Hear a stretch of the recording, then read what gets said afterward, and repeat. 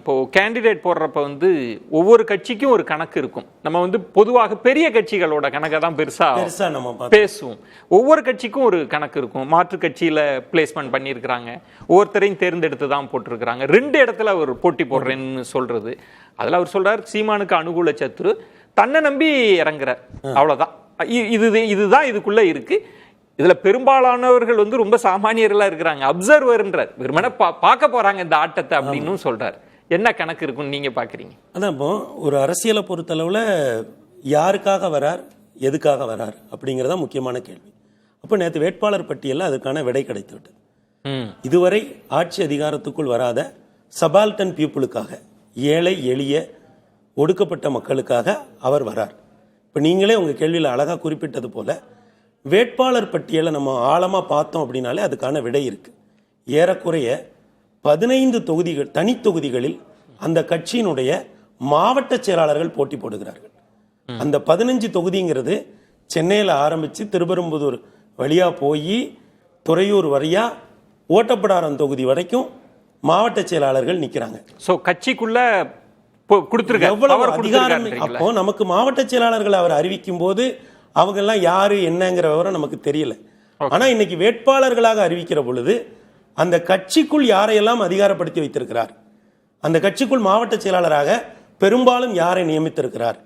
இன்றைக்கு பெரும்பாலும் 14 தொகுதிகளில் மாவட்ட செயலாளரை போட்டியிட வைக்கிற அளவிற்கு அவர் சபால்டன் பீப்புளினுடைய ஒரு நம்பிக்கை. பிற கட்சிகள் அப்படி இல்லைன்றீங்களா? பெரும்பாலான கட்சிகளில், குறிப்பாக தமிழகத்தை 234 தொகுதிகளுக்கும் வேட்பாளரை போடுகிற வல்லமையோடு இருக்கிற கட்சிகள்ல அவங்க தனி தொகுதிகளில் போடுவாங்க. நீங்க சொன்னீங்கன்னா, நீங்க அப்படி நுணுக்கமாக போனீங்கன்னா பெருமாள் மணி, திரு சீமான் அவர்கள் பழைய கேண்டிடேட்டையும் எடுத்து பாருங்க, அந்த வெளிச்சம் படாத சமூகத்தை கொண்டு நிறுத்திருக்காங்க. நிச்சயமா சொல்லணும், அது இன்னும் அடுத்த விளிம்பு நிலைக்கு நடந்திருக்கிறார். சீமானுக்கு அவர் அனுகூல சத்துருன்னு சொல்றாங்க. நான் எப்படி பாக்குறேன்னா, ஐயா சீமானுடைய பாதையில் ஐயா சீமானும் ஐயா அண்ணாமலையும் திராவிட அரசியலை எதிர்த்து ஒரு விஷயத்தை கட்டி எழுப்புனாங்க. அதுல அந்த பாதையில ரொம்ப வேகமாக போகிற ஒரு இடத்துல ஐயா விஜய் நிற்கிறார். அவங்க 2 பேர் விட்ட இடத்துல இருந்துன்னு கூட சொல்லலாம், அல்லது இன்றைக்கு ஐயா விஜயனுடைய பாதைக்கே ஒரு அடித்தளம் இட்டதுன்னு இவங்க 2 பேரையும் சொல்லலாம். ஏன்னா இந்த 5 ஆண்டுகள்ல இருவரும் திராவிட இயக்கங்களை அவங்க எவ்வளவு கடுமையாக விமர்சிச்சாங்க, எவ்வளவு கடுமையான விமர்சனங்களை முன் வச்சாங்க, அதையெல்லாம் மனதில் வைத்து பார்க்கிற பொழுது இன்றைக்கு ஐயா அண்ணாமலை களத்துக்கு வருவாங்களா இல்லையானே தெரியல. ஐயா சீமான் 234 வேட்பாளர்களையும் போட்டு களத்துக்கு போயிட்டாங்க. ஆனால் ஐயா சீமான் வேட்பாளர்கள் மீது விழாத ஒரு வெளிச்சம். ஏன்னா ஐயா சீமான் 234 தொகுதிகளுக்கும் அறிவிச்சாங்க. ஏன் ஐயா விஜயனுடைய வேட்பாளர்கள் மேல விழுது? அதை ஏன் ஒவ்வொருத்தரும் நம்ம டீகோட் பண்ணி பேசுறோம்? அதுல கணக்கு இருக்கா?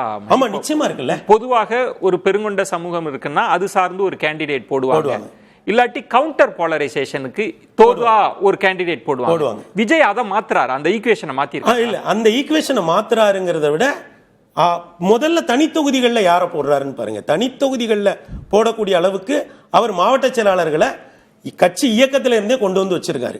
வேற எந்த பெரிய கட்சிகளுமே தனி தொகுதியில வேட்பாளர்களை போட வேண்டிய நிர்பந்தம் இருக்கு, போடுறாங்க.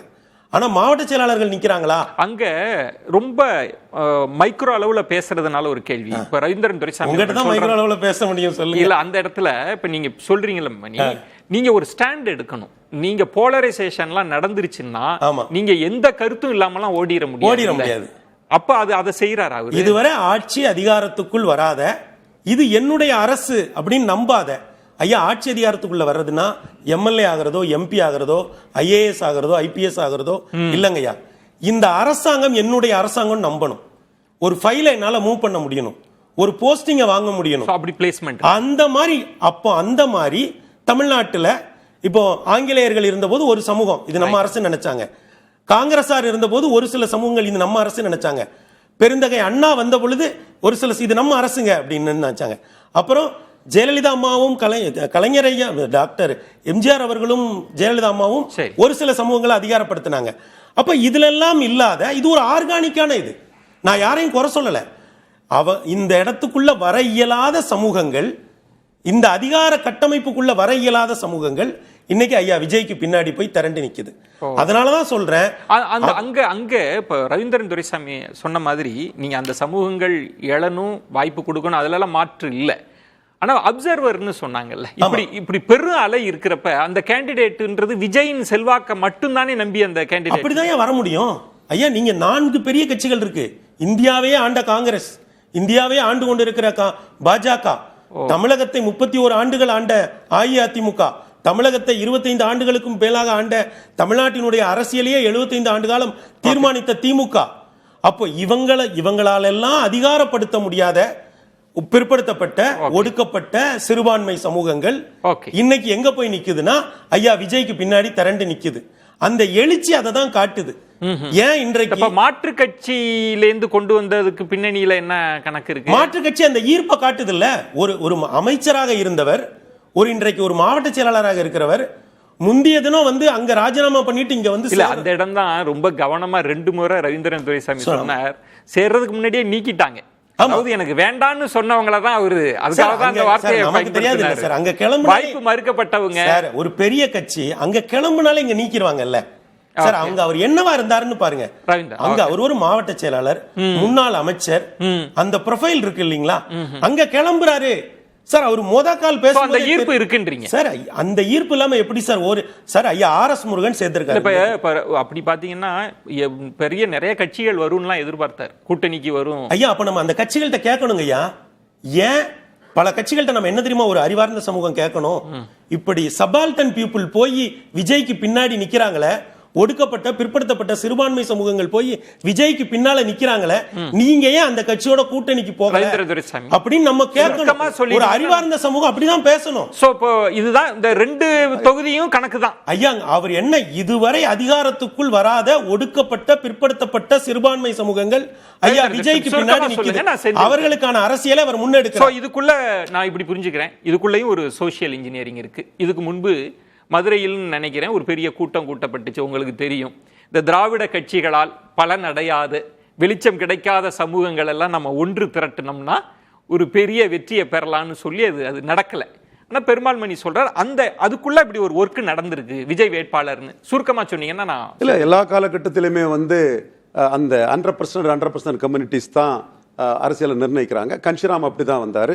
தமிழ்நாட்டின் கன்ஷிராமாட்டு போல்டா அதை சொல்றாரு. ஜாதிவாரி கணக்கெடுப்புன்னு சொன்னா எம்ஜிஆர் பின்னாடி போய் சீமான் ஒளியல்ல. ஃபார்ச்சூன் ஃபேவர்ஸ் தி பிரேவ். எம்ஜிஆர் மலையாளி மேனன், அவர் ஜாதி என்னன்னு தெரிஞ்சிடும் நினைச்சு ஜாதிவாரி கணக்கெடுப்பு நடத்தல. அதனால வண்ணார், நாவிதர், குயவர், முத்தரையர், யாதவர், செங்குந்தர், உடையார், விஸ்வகர்மா போன்ற சமூகங்களின் சமூக நீதி 40 ஆண்டுகளாக இங்க தமிழ் மண்ணில் குழி தூண்டி புதைக்கப்பட்டதுன்னு இந்த சமூக நீதி மறுக்கல பெருமாள் மணி. பெருமாள் மணி நான் சொல்ல வரல. இல்ல நான் சொல்ற இடம் நீங்க சொல்றதுதான். திரு சீமான சொல்றீங்கல்ல, அவரால் அதை வீச்சா கொண்டு போக முடியல.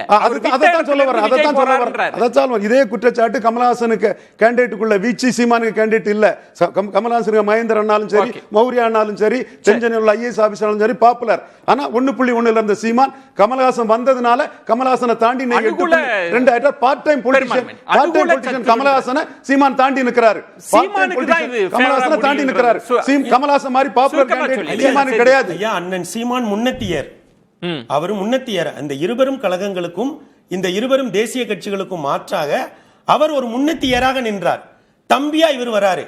திமுக எப்படி அண்ணனாக நிலைப்பாடு இல்லாமையே வந்துருமா? அண்ணன் சார் தம்பி அண்ணனாக திமுக இருக்குல்ல, தம்பியாக அதிமுக இருக்குல்ல, ரெண்டும் ஒரே பாதையில தானே போறாங்க. கமலஹாசனால தான் சீமான் வெளிச்சத்துக்கு வந்தார்.